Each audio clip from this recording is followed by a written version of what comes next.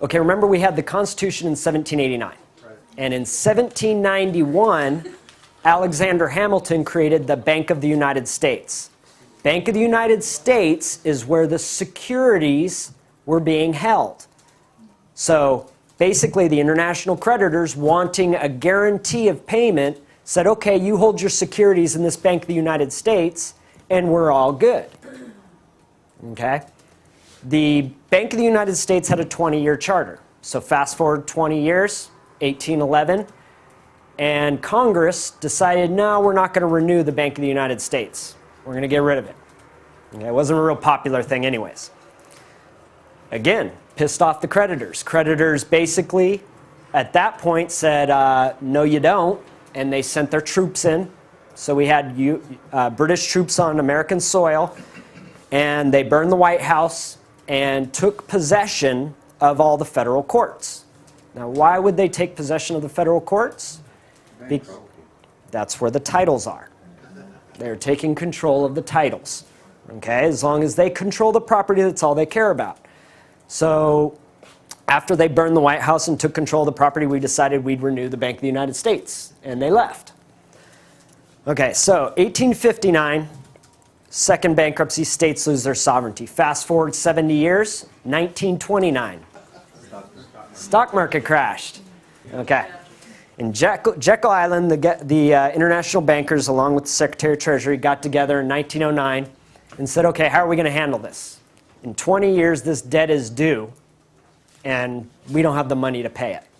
So what are we going to do? And they came up with the Federal Reserve System. Okay? And the Federal Reserve System and the tax collectors. The tax collectors, even though they're working for a foreign power, they are your people. You don't send in foreign tax collectors. Okay? So the IRS, even though it's made up of U.S. citizens, is working for a foreign power.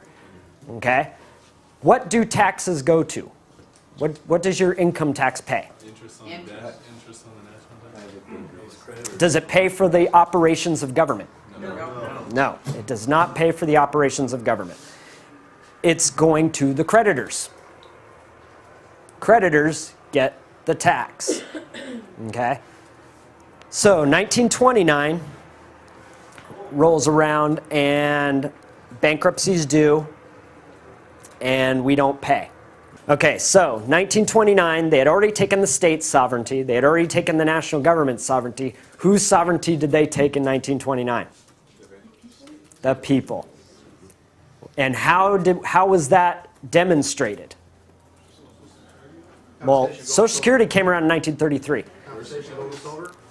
Confiscation of all the gold and silver and all legal title.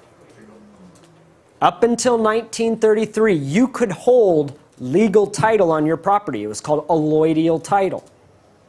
If you used gold to purchase your property, the property was yours. You had control over the property. But now, because the people are in dishonor and the people are bankrupt, they no longer control their property. Now,